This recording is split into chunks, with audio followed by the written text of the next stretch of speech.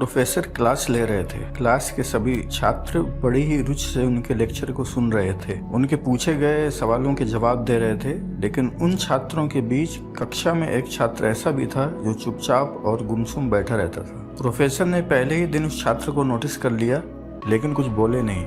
लेकिन ऐसे ही जब 4-5 दिन बीत गए तो उन्होंने उस छात्र को क्लास के बाद अपने केबिन में बुलवाया और पूछा, तुम हर समय उदास रहते हो, क्लास में अकेले और चुपचाप बैठे रहते हो, लेक्चर पर भी ध्यान नहीं देते, क्या बात है, कुछ परेशानी है क्या?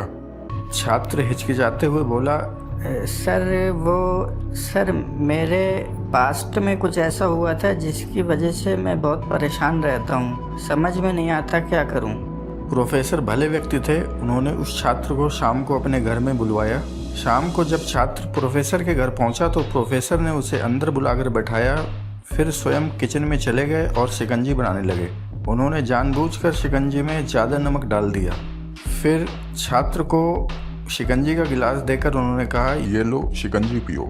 छात्र ने गिलास हाथ में लेकर जैसे ही घूंट लिया, उसे नमक के ज़्यादा होने के कारण स्वाद अजीब सा लगा, तो अजीब सा मुंह बना के वो बैठ गया।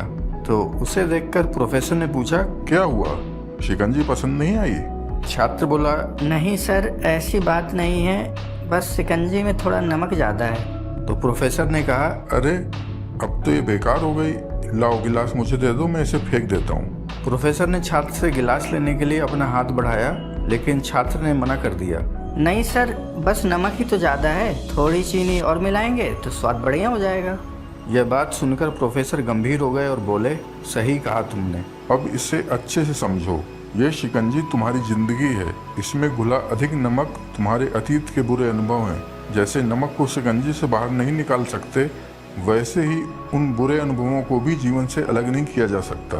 वे बुरे अनुभव भी जीवन का हिस्सा ही हैं, लेकिन जिस तरह हम चीनी घोलकर शिकंजी का स्वाद बदल सकते हैं, वैसे ही बुरे अनुभवों को भूलने के लिए जीवन में मिठास तो घोलनी पड़ेगी ना। इसलिए मैं चाहता हूँ कि तुम अब अपने जीवन में मिठास घोलो।